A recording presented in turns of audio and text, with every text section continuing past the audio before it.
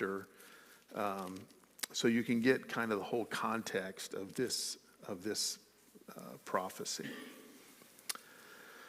Zechariah chapter 11, starting in verse 1. Open your doors, O Lebanon, that the fire may devour your cedars. Wail, O cypress, for the cedar has fallen, for the glorious trees are ruined. Wail, O oaks of Bashan, for the thick forest has been felled. The sound of the wall of the shepherds, for their glory is ruined. The sound of the roar of the lions, for the thicket of the Jordan is ruined. This is talking about the impending doom for Israel, as Zechariah prophesied from God. And it says, thus says the Lord my God to Zechariah, become shepherd of the flock, doomed to slaughter. Those who buy them slaughter them and go unpunished. And those who sell them say, blessed be the Lord. I have become rich, and their own shepherds have no pity on them. For I will no longer have pity on the inhabitants of this land, declares the Lord. Behold, I will cause each of them to fall into the hand of his neighbor, and each into the hand of his king, and they shall crush the land, and I will deliver none from their hand. So I became the shepherd of the flock, doomed to be slaughtered by the sheep traders. And I took 2 staffs, one I named Favor, the other I named Union, and I tended the sheep. In 1 month I destroyed 3 shepherds, but I became impatient with them, and they also detested me. So I said, I will not be your shepherd. What is to die, let it die. What is to be destroyed, let it be destroyed. And let those who are left devour the flesh of one another. And I took my staff Favor and I broke it, annulling the covenant that I had made with all the peoples. So it was annulled on that day, and the sheep traders who were watching me knew that it was the word of the Lord. Then I said to them, if it seems good to you, give me my wages, but if not, keep them. And they weighed out as my wages 30 pieces of silver. Then the Lord said to me, throw it to the potter, the lordly price at which I was priced by them. So I took the 30 pieces of silver and threw them into the house of the Lord to the potter. Then I broke my second staff, Union, annulling the brotherhood between Judah and Israel. Then the Lord said to me, take once more for the equipment of a foolish shepherd. For behold, I am raising up in the land a shepherd who does not care for those being destroyed, or seek the younger, or heal the maimed, or nourish the healthy, but devours the flesh of the fat ones, tearing off even their hooves. Woe to my worthless shepherd who deserts the flock. May the sword strike him his arm and his right eye. Let his arm be wholly withered, his right eye utterly blinded. 30 pieces of silver is at first we talked about the betrayal of the friend, then it's the 30 pieces of silver in this passage. And Zechariah is talking about the leadership, the leadership that were supposed to be shepherds in Israel at the time that were not being shepherds. And so he draws us an analogy from Zechariah going to shepherd over them. And then he asks for his wages for the work that he's done as a shepherd, because he was not having any effect. And he gives the wages at 30 pieces. Anyone know what 30 pieces, the amount 30 pieces of silver represents? What's that valued in the Old Testament? Anyone study that? The cost of the lamb of a Passover. I think that's close it's close to the thought there of what the shepherd watches over. But it's actually if your ox gored my slave and injured my slave, then you have to pay me 30 pieces of silver. So it's the price of a servant that is a lowly price, the price of a servant. It's not something that's going to financially hurt anyone who is a landowner or an ox owner, I guess, is the thought there. That's why he uses that. He kind of uses that language there talking about this worthless wages. But then it says, where is it thrown? To the potter, to the potter. So the potter's field. So let's turn back over to Matthew chapter 26, and let's read the fulfillment of this prophecy. Matthew 26.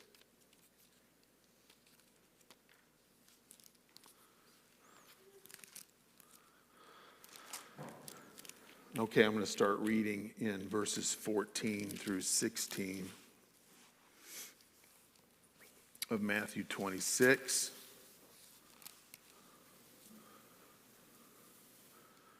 And this says in verse 14 of Matthew 26, then one of the 12, whose name was Judas Iscariot, went to the chief priests and said, what will you give me if I deliver him over to you? And they paid him 30 pieces of silver.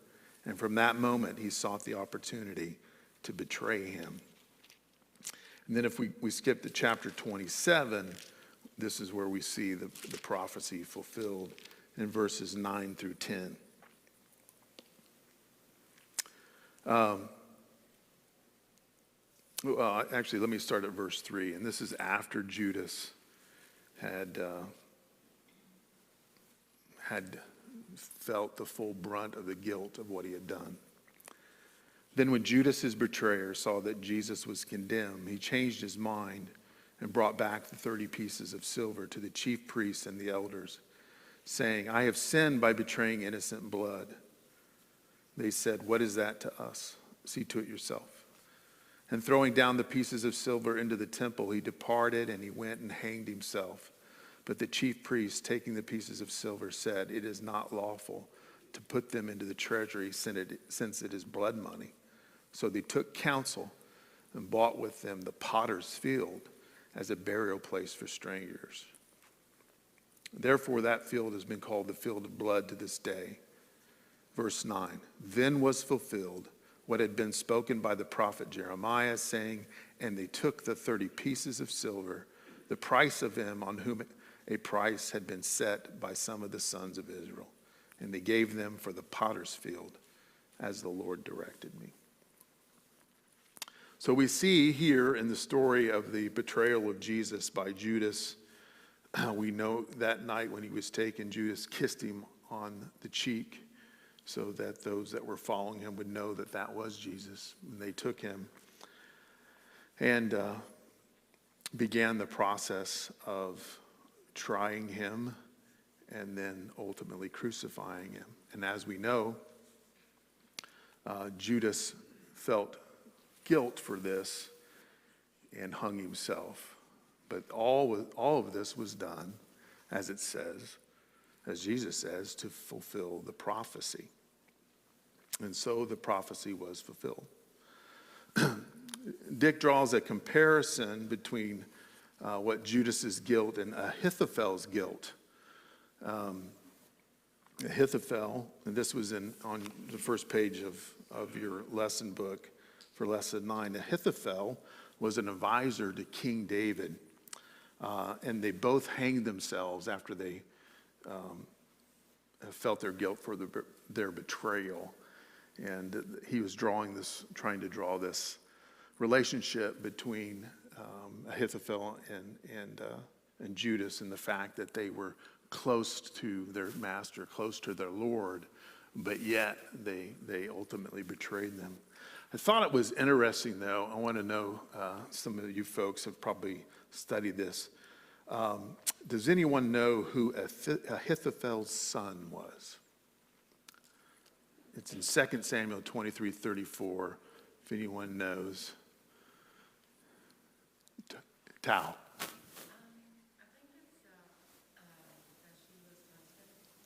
it's Eliam, her father.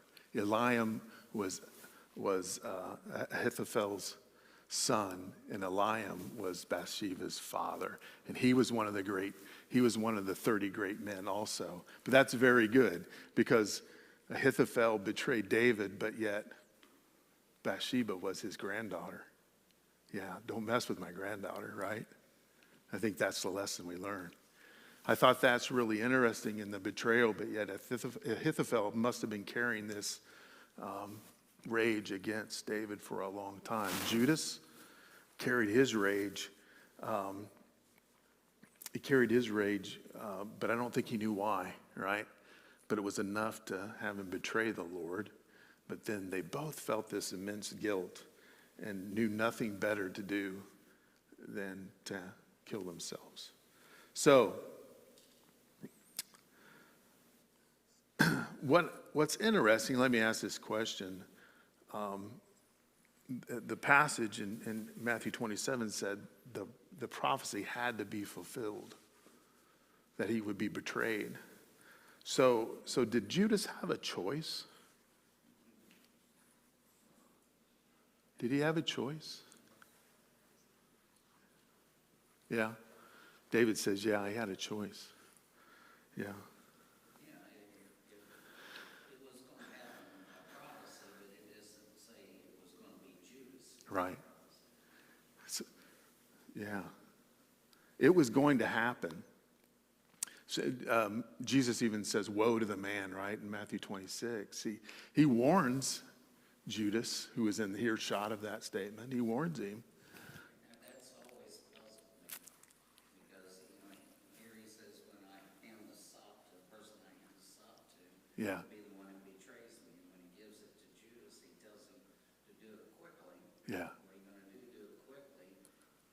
But yet, it seemed like nobody else in the room was aware. It's like they were oblivious to it, right? Right. Yeah. Steve. I just think Zechariah means God remembered. And Christ makes the comment, if you've seen me, you've seen the Father. Mm-hmm. Just these prophecies are just impressive. Absolutely. Looking at this and everything that means is Zechariah's name was God remembered. It just, the plan plays out. The plan plays out, yeah. And that's the question. And where I'm going to go with this is, some people want to make the claim that God's not fair. And kind of like David said, somebody was going to be Judas. Woe to that person. But in the history of time, knowing what was going to happen, somebody was going to be Judas. I would ask, well, why me, right? Why me? Is that fair to whoever it happened to, right? You're going to have to do this. I also find it interesting that, and I would say he felt guilt, I would say he felt shame. Guilt is what David felt with his sin with Bathsheba, and he didn't kill himself, but shame makes one think that I'm not worthy of forgiveness. But, That's good. Him being around Christ for 3 years, and he didn't realize that Christ would forgive him. Mm-hmm. Yeah, that's really, he died without knowing forgiveness. Okay. It kind of seems like Judas was set up to fail. And that's the question, is it fair? And that's the question a lot of non-Christians ask. Is God really a fair God? Is it really fair? Jordan.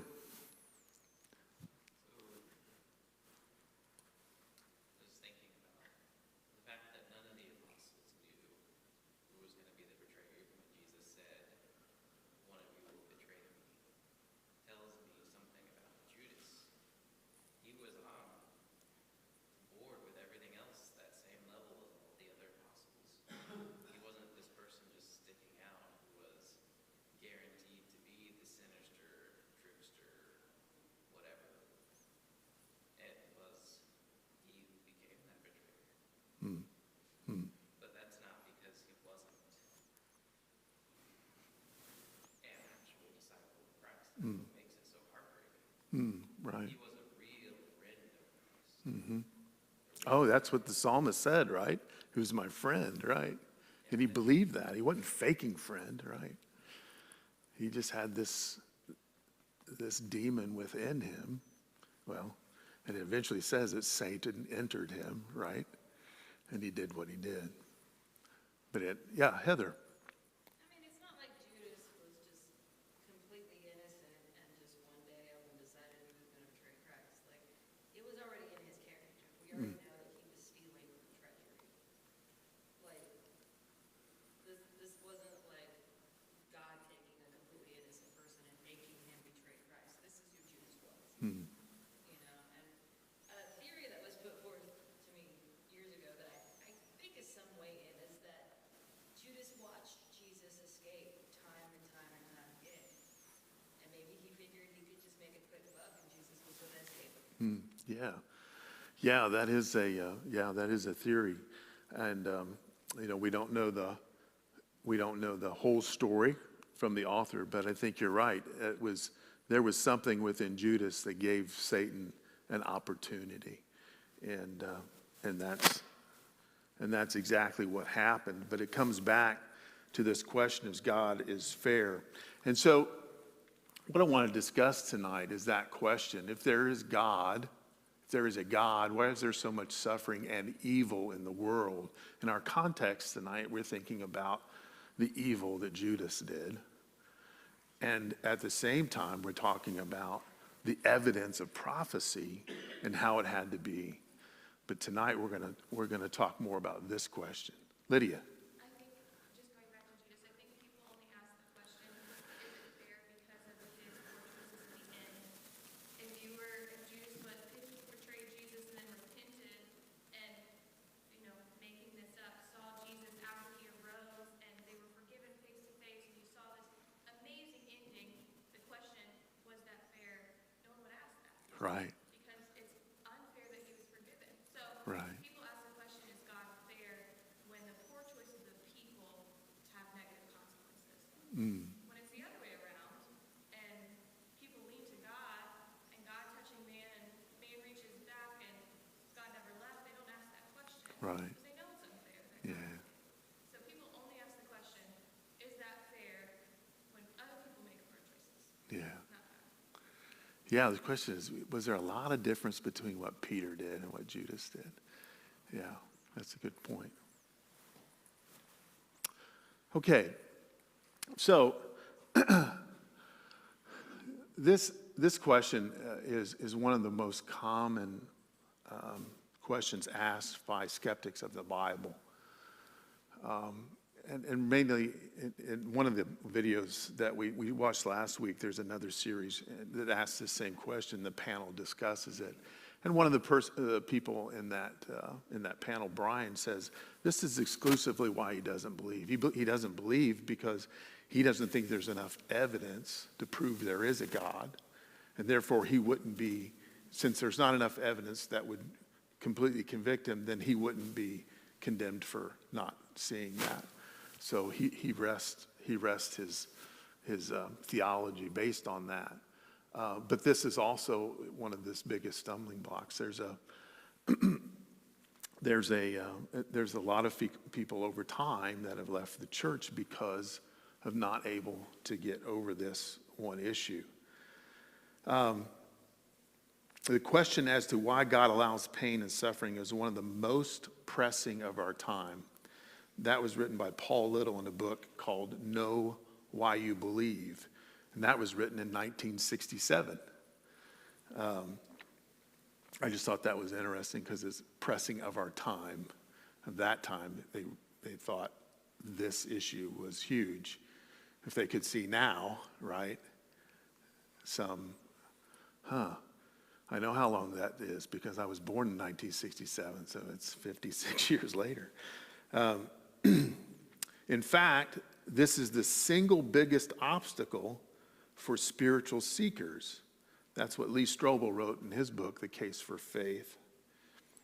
And then perhaps the greatest challenge to the Christian faith is the problem of suffering and evil. And that was written by Doy Moyer in his book, Mind Your Faith. So let me just pose this to you. Why do you think this is a challenge to Christian faith? Why do you think that? Jordan? Might take me a second. 6. I think about it like growing, right? We've been provided with land, water, the ability to take crops and get it to places. Why is there war? I mean, there are logistic issues, of course. But how much of an impact, if all mankind was united in caring for their neighbor, could we get rid of Yeah. the resources are there are difficulties, but the effort is not put in. I think one of the reasons we can bring up the fact that there is suffering and evil in the world is because of the poor choices of men. And I think a stumbling block that we can get into, not that we're necessarily here, but is the idea that because there is that suffering in the world, we have this opportunity to work and alleviate that suffering. And those good works proceeding from that good change in heart from the gospel is that light that'll bring people in to alleviate even more suffering. And getting into that first step of getting out there and working, moving from the intellectual to the practical, can be a stumbling block. So if I just summarize, you're saying that folks who look at Christians say, obviously your faith doesn't work because you're not solving this problem. Is that a fair? Some people could say that. Is that, yeah. And then we ask the question, is that fair of them to say? Yeah. Steve? I would use the thought that it's the only way that it makes sense, is if this earth is just left for suffering and evil to rule, what else is there in life? For of all men most pity. If this is all there is, you know, to me, it's the best argument that if the Bible is what it is, you go to the book of Revelation and, you know, and how glorious it will be to not have pain and suffering. And look at the story of Jonah. He was upset because, oh, God didn't wipe all these people out. He went and pouted. He put the plant up and the plant withered away and he's like, you know, I've got thousands of souls in, you know, that he's concerned about. And I think we need to show people this is the only way it makes sense. So if I summarize that, you're almost saying, or I think you're saying that suffering evil is actually an evidence for God. Yeah. Yeah. That's very interesting. Very interesting. Violet.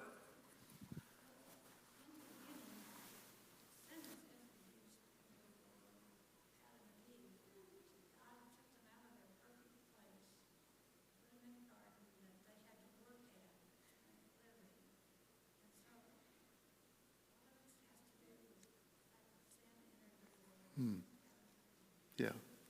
Yeah. That's where it started. Adam and Eve. Christian. I feel like, kind of like as Violet said, this is kind of presuming a narrative that God is there only, in the presence of God, there will be no issues, no trouble. Whereas, like you said, from the very first humans, almost immediately there was suffering and evil, introduced. So whether that, and of course today, I can only speak for myself, but whether it's distraction,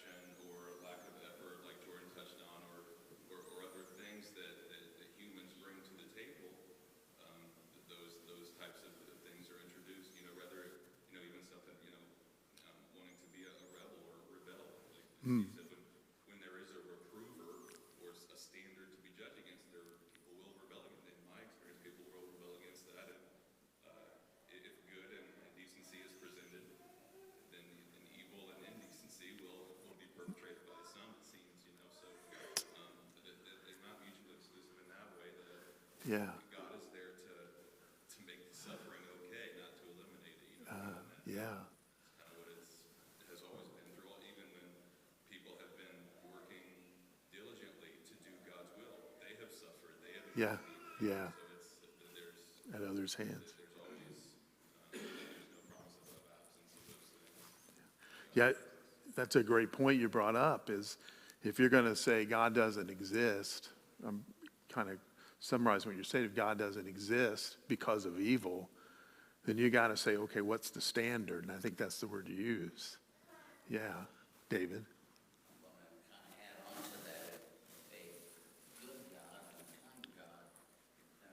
We kind of look at back in the garden as death being one of the punishments, but in reality, that actually was a good and kind God that allowed death.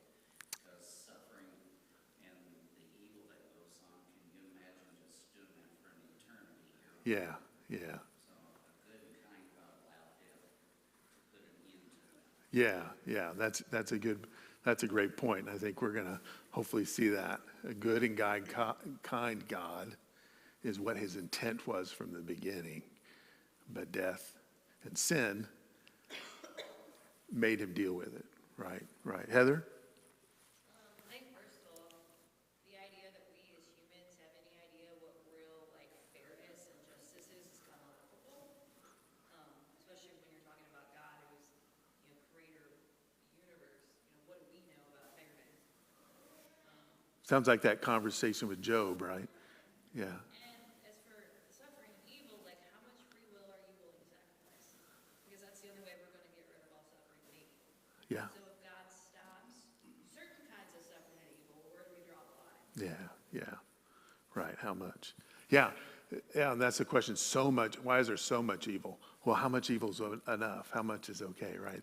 Lydia? I think to your original question of how does this challenge people in the church and their faith is when suffering and evil touches innocent people. Like yeah. I think of cancer in children or an early death of a faithful person, and that's when the suffering question pricks our heart. Yeah. We don't question, well, Adam and Eve sinned, therefore God created, he created suffering, he created labor pains, he created weeds, he created death, like he created the suffering because of that instance in the garden. So I just have to remind myself of the original question of why does this affect us so much, is when we see it happen to the innocent. Yeah, I think that's really touching on the point here of when those, and I'm really trying to focus on the Christian faith and those who don't believe. Why is this such an obstacle for them? And, a couple of the points, if you already doubt and this question comes to you, it's just going to feed fuel to the fire, right? And if Christianity opposes what I want to do, this feeds the fire. And then thirdly, like you said, things happen to people that they can't reconcile, right? They cannot reconcile God in the middle of that pain. And so those are real obstacles.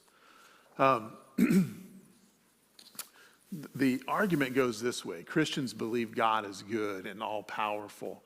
And if God is powerful enough to prevent evil, but will not, then he cannot be considered good. That's the first argument, okay? If God is good enough to prevent evil, but cannot, then he is not at all powerful. Those are the two arguments that folks skeptics of Christianity throw up. Did you have a question, point? So, kind of came back to what everybody's saying. I was thinking about that video that you showed last week where the guy just couldn't understand except that he would have to do something. To worship, yeah. And this is pointing towards that. Yeah. God, do everything for me, give me everything, fix everything, Right. Jesus, make it perfect, and then I'll believe. Yeah.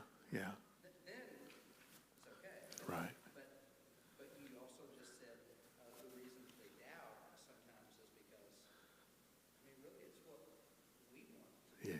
Yeah. We give ourselves a reason to doubt because I don't want to live like this. Right.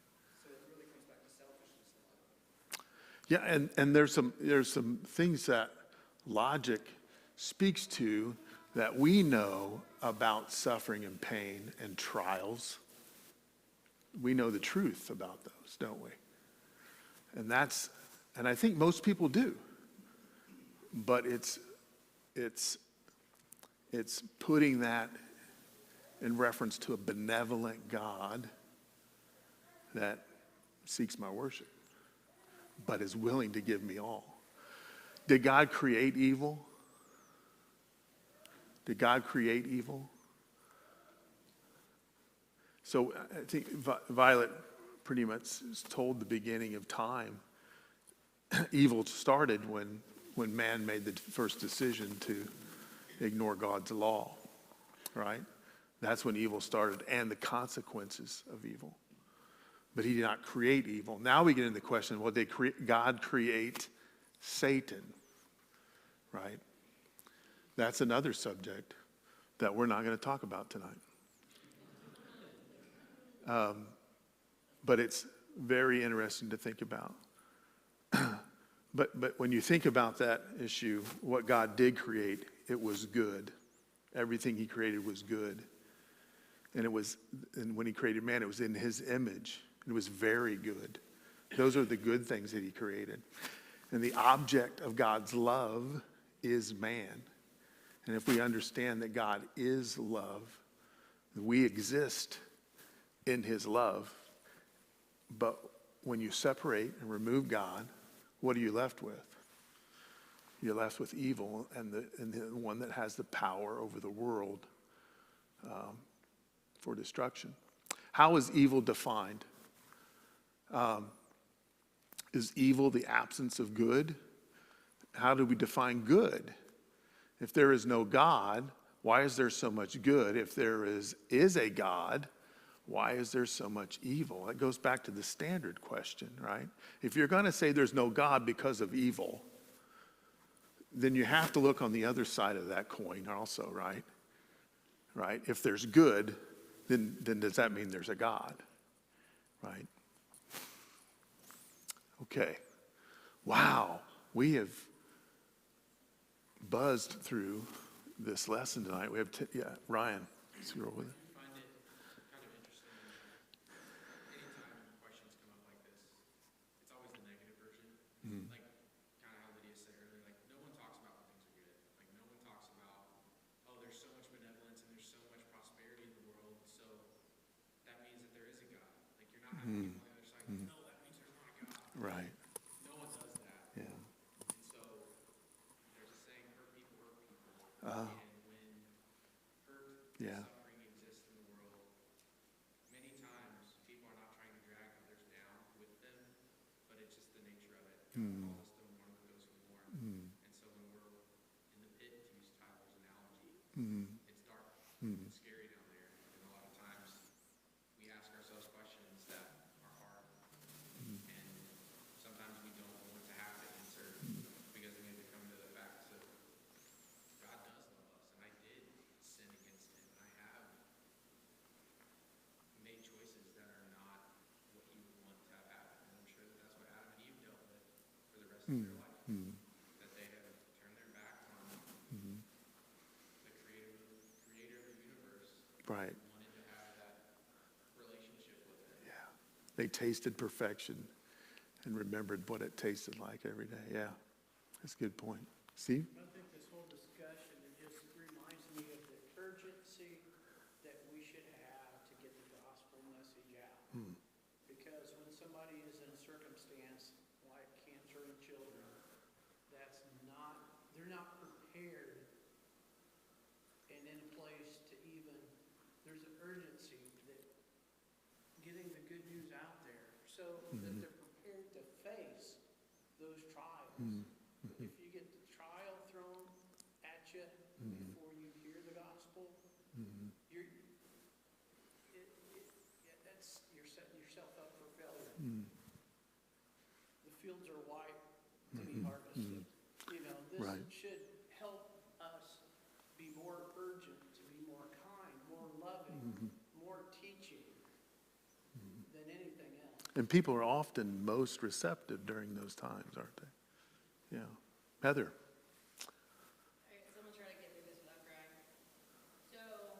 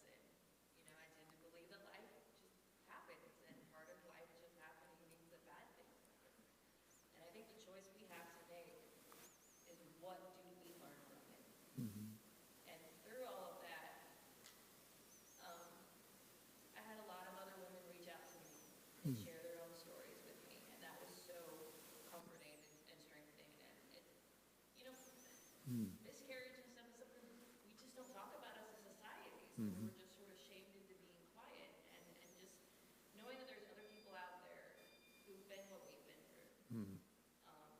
Building those relationships with people, choosing, the doctor told me if I'd been a few more hours, I probably wouldn't have survived. So I can be grateful that I'm still here. So it's like, yes, I can choose to be angry and choose to believe that, there is no God or God did this terrible thing to me, or I can choose a more positive way to look at it and, cherish the things that I've learned and the way that it's brought us closer together. And I'm okay. Well, thank you for sharing that. And God draws us to him through anything. Yeah, thank you. Okay, there's two key issues when we think about evil in the world. Free will, we talked about already. We choose evil, God does not. And free will demands the possibility of evil. We talked a little bit about that last week.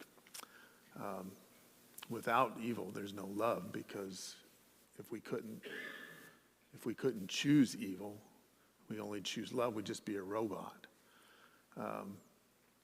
Justice also is the other issue when we think about evil. God is dealing with evil and has dealt with it, as we read in Romans chapter 8. But all suffering isn't caused by evil.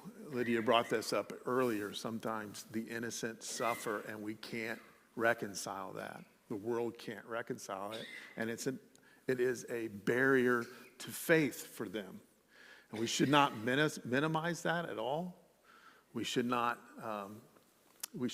think down on that person who's in that spot at all. We need to learn to sympathize with that person who is stuck, who believes God can't exist because this is a reality. A good God would not let this happen in my life. Eunice, from the video also we watched last week, she says the following arguments are not legitimate when it comes to these kinds of suffering. Our view that says God has a plan for suffering, but we cannot understand it. She does not believe that's a legitimate position to hold. There's a purpose for your suffering. And like use the baby getting sick. A baby got sick and died. Well, there's a purpose for that. Folks, that's an empty argument. Will God use evil? Will God use evil for good? Yes. What did Joseph teach us? Right? What did he tell his brothers? And what Joseph tell his brothers? You meant it for evil when you put me in that hole and sold me to the Egyptians, but God meant it for good. God is restoring. He is restoring things that were evil. Is your suffering a punishment from God? I put this in there because I think a lot of times we as Christians get in this mindset that, oh, that happened to me. It's because I've been doing something wrong. That's a dangerous position. Why did Job suffer? We can talk about that. What did we learn from Job? His suffering is not necessary punishment from God, but God will deliver his people. I'm trying to get to the end here before the bell rings. Biblical truths. These are things we know in James 1:2. Count it all joy. Trials do have a purpose, right? It makes you stronger. Hebrews 12:6. Discipline has a purpose. Discipline hurts, but the pain is necessary. 1 Peter 3:9, this is what we have to always remember and always remember. God is patient and he's more than fair. You might even say that he's merciful and gracious. How could a good God allow so much suffering? We continue to ask this question. And people who don't believe ask this question. Could a loving God tolerate great suffering because he sees good in the long term? We want to apply this to Hitler and the Nazis and things like that. But ask that question. Someone else would. Could a loving God tolerate great suffering because he sees good in the long run? Didn't he do just that?